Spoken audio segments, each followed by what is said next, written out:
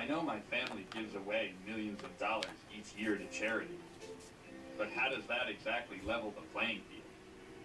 I mean, what did I do to earn the kind of money I'll own at midnight tonight? All I did was inherit it.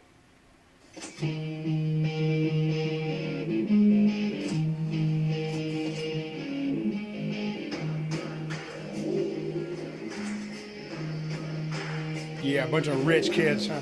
They wouldn't know what to do with money.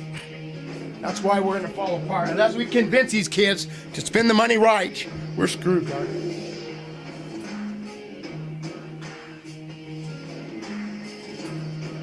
If you're a rich kid, take my advice. Do something with the electrical grid. Help the homeless.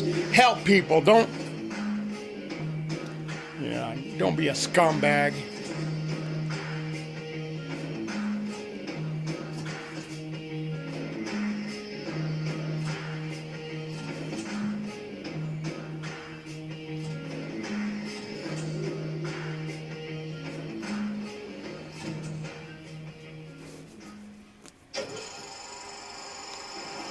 My grandfather Seward was the first generation to be born rich.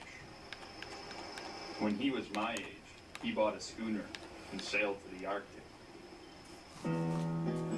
From the beginning, my grandfather had everything going for him.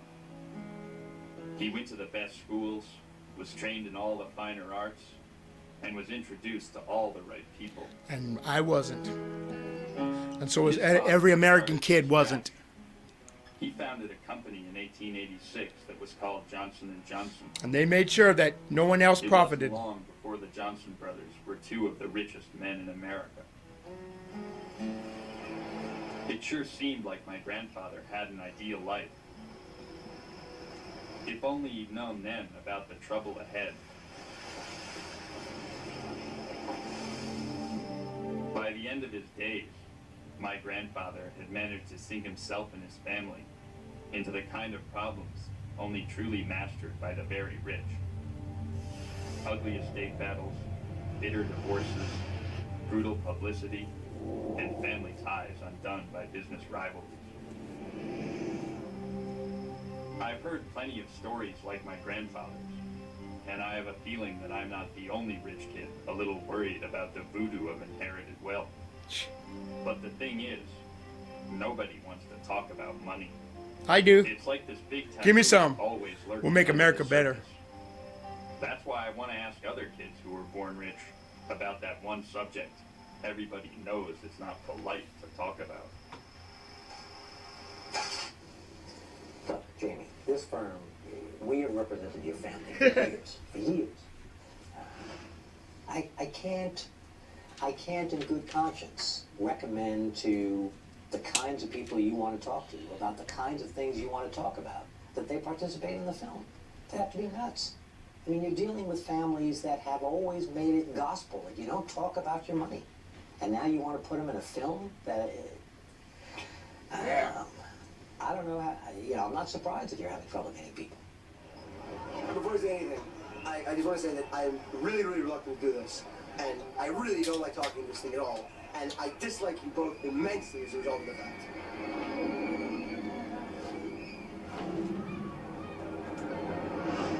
If Luke is any indication of what it's going to be like trying to get my friends to talk, then this is going to be more of an adventure than I expected. I have sort of apprehensions, first of all, about being on, in a film, about a bunch of rich kids. Maybe it's more than that. I understand that it represents, a particular sort of, niche that maybe, most of the world doesn't really recognize, and in that way it's significant. But, I would worry about, my parents seeing it, I would worry about, some of my friends seeing it. I think, some of them would think that my involvement in it was inappropriate. Essentially just kind of the notion of talking about, one's wealth, describing a bunch of people's wealth, it's just kind of tacky.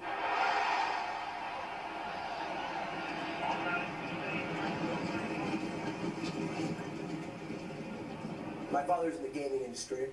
They do sports and horse racing. They supply the equipment and security and everything. So they do all the betting at Belmont and, Churchill Downs is where the Kentucky Derby's held. at the Preakness, and then they do all the hotels in Vegas or Atlantic City in terms of sports betting.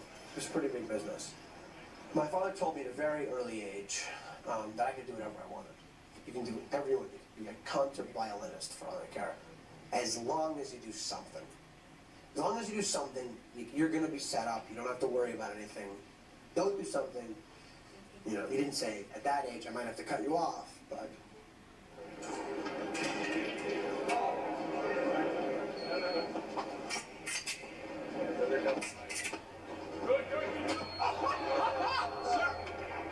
It would be a low estimate, a very low estimate for me to say 20 billion.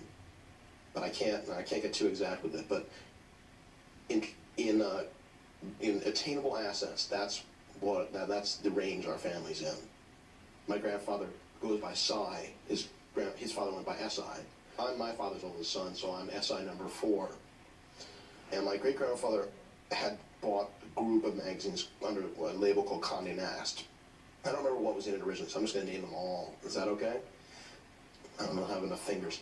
Vogue, Allure, Vanity Fair, GQ, Self, Glamour, House and Garden, Condé Nast Traveler, Architectural Digest, Bon Appetit, Gourmet, Wired, New Yorker, and I'm sure there's a couple I missed, which in any other family you'd think would lay a lot of pressure on my shoulders and say, you're the oldest, you're the namesake.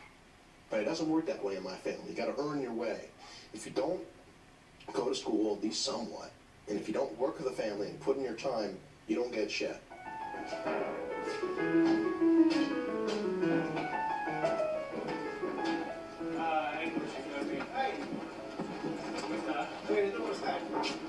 you doing? Good, eh? Very good. You're looking great. It's therapeutic. You go to the shrink, you talk about yourself, and then you figure out things. Same thing, you're a tailor, and you still talk about yourself, and you figure out other things. It's my shrink. And there are not many people like myself in modeling. I see and had friends that really got me into it. They almost coerced me into it. I kept hearing it from many sides. Try it, why not try it? And finally I did. And Lauren Hutton, who's a friend of mine, gave me the idea. Isabella Rossellini once said, yes, call me up. Some other members of my family think it's a step down being a whore, which for a man, I think it is. I did it purposely. It's the other end of the spectrum for me. I've always been very introspective and interested in culture. I'm gonna cut it short here, guys. And this is something. But if you're a rich kid, on the surface completely, and help some motherfucker, man. That side. Don't be stupid. Do like your grandparents did, man. Fix the electrical grid. Do something great for America.